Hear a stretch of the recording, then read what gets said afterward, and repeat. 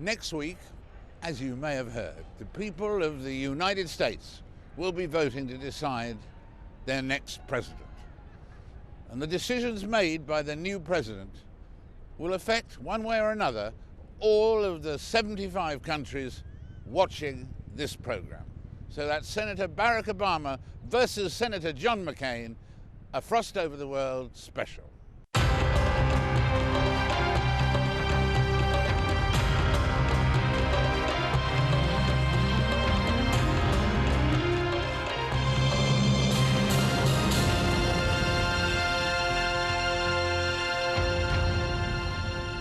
Hello and welcome to our Washington studio. We already know there's a new man taking over as President of the United States, and according to the polls, the Democrat Barack Obama, also as we know, is the hot favorite to succeed George Bush. But the Republican candidate John McCain hasn't given up and is hoping to gain ground in the last few days of the campaign. In a moment or two, we'll be speaking to Jesse Jackson, and later we'll hear from Republican supporters Steve Forbes and Pat Buchanan, both, like Jesse Jackson, former presidential candidates. And we'll hear from two interested bystanders. Film star Danny DeVito will tell us of his worries about the voting intentions of Americans, and movie director Oliver Stone will review the Bush years with us, courtesy of his film, W. I mean, there you go. You fool me once, shame on you.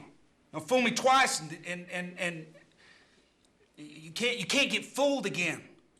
But first, if Barack Obama does win on Tuesday, he'll become the first black US president. Reverend Jesse Jackson has been inspiring African Americans for the last 40 years. In the 1980s, he was only the second African American to stand for president. His campaign was even bigger in 1988. A civil rights leader and a key supporter of the Democrats, he's now supporting Barack Obama, and is joining me now from Senator Obama's hometown, from Chicago. Jesse, it's very good to have you with us. Good to be with you again. Absolutely. And in fact, voter registration, going back to those two great campaigns in '84 and '88, the voter registration that you inspired and achieved back then has really been crucial again this year, hasn't it? It's paved the way for what's occurred. Well, indeed, David. You know, it's really been a kind of Selma to the White House movement. We just got the right to vote in 1965 for all Americans. White women couldn't serve on juries in Selma. Farmers who couldn't pay poll taxes couldn't vote, and blacks couldn't vote. That was 65. By 1970, David, 18-year-olds got the right to vote. Argument being, if you was old enough to serve in Vietnam, you could vote.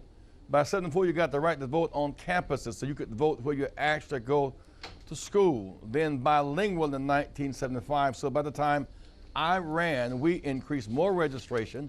In '84, we won 2 million new voters, and that helped us regain the U.S. Senate.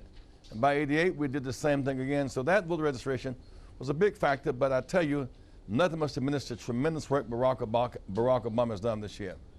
And you said on one occasion about Barack Obama, you said he's running the last lap of a 54-year tag team race going back to 1954. And then you went on to say, and there's excitement to see this in my lifetime, because if you're part of a team, whoever scores the touchdown, the credit goes, the victory goes to the whole team. Indeed it does. And in these great races, you know, the last leg is run by a strong finisher, and he has been a strong finisher. He has an interesting set of characteristics, I think, for this time, David. One, America is going through a crisis of trust. We do not trust our president. Ratings are way down. Don't trust our Congress. It seems to be complicitous with Bush's policies. No, Wall Street. It seems to be greedy and self-serving. So Barack comes in trusted. Trust is a big factor. Therefore, he can convene people who would shy away from Bush. Secondly, he represents hope. When people are hopeful and not cynical, they begin to try things, do things, come alive again.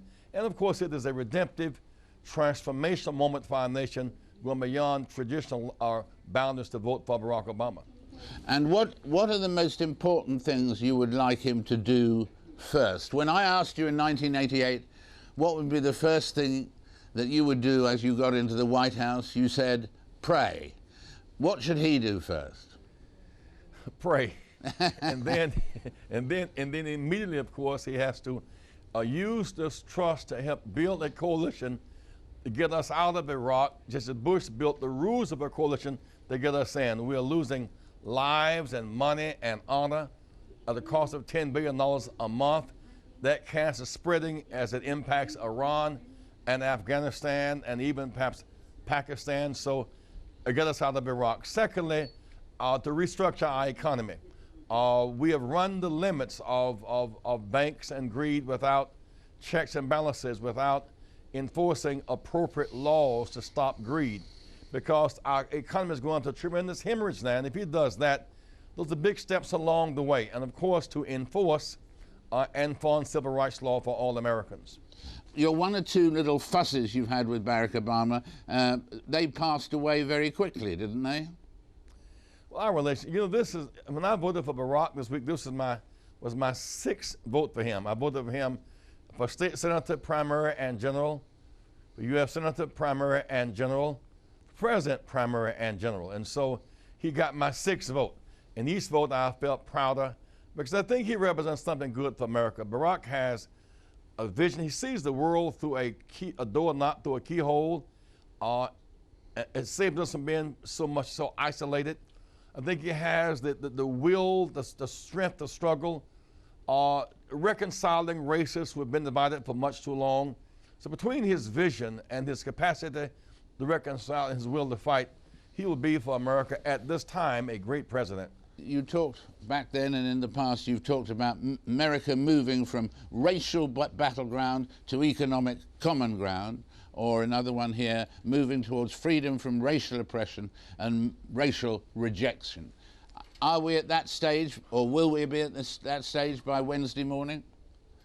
Well, we're moving in a magnificent way. You know, David, August 28, 1955, Emmett Till was lynched in Mississippi. That was a very horrendous moment in American history. And August 28, 1963, Dr. King addressed us in Washington about his dream beyond the racial predicament of our nation. August 28, 2008, Barack was nominated Democratic Party leader in Denver, Colorado. So we see this evolution of America's consciousness and its development. We see the maturing of America in a real sense. In terms of the public and the voting public and so on, do you think that the issue of race will still be prevalent? Some people say that there may be a drop-off of 6% in the vote for Senator Obama when people are on their own in the election booth. On the other hand, people say that there are people who in fact would normally vote Republican who will vote for Barack Obama because they feel that's the right thing for America. So, I mean, is the race impact going to be a plus or a minus? Well, it could very well be a plus, because there are those hung up in the past and can't get out of it, but that some vote Barack because of intrigue as opposed to rejection. Some because he's shown himself to be so intelligent, so smart, so disciplined, such a world view. In contrast to McCain and Palin, who seem to be stumbling by comparison. The Barack Obama Biden ticket has great appeal to a broad cross-section. Of course, what has been exciting this year is to see 18-year-olds voting and college students voting, people coming across ancient lines and divides, choosing direction over complexion. I'm very impressed with this campaign. There have been some ugly moments, but for the most part, it's been a very well-heeled campaign, with both campaigns trying, I think, their very best to keep it at a level that's civil and respectable. You got, what was it, 1,218 delegates back in 1988. As you see what's happening in the next few days, do you feel a tinge of sadness that it didn't happen to you in 1988? No, I feel the joy of watching America come into its own. You know, when Reagan said in Berlin, tear down that wall, some of us had to tear down the wall that separated people from each other, whether by race or by region. When the wall's up, on the other side of the wall, there's ignorance and fear and hatred and violence. When the wall's up, people are shot trying to climb the wall. They're shot trying to swim the river. But when the wall comes down, you can then begin to build bridges. So people like Dr. King and Thurgood Marshall, others them, we tore down walls. Now we're building bridges, and Barack is a great bridge building, running a magnificent race across this new American bridge, the hope and new possibilities. Jesse, thank you very much for joining us.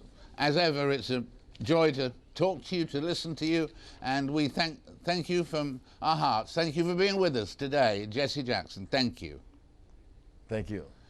Jesse Jackson there, and after the break we'll hear the Republican viewpoint from one of their highest profile figures in the US and an expert, of course, also on finance, publisher Steve Forbes, also from former presidential candidate Pat Buchanan. Join us after this break.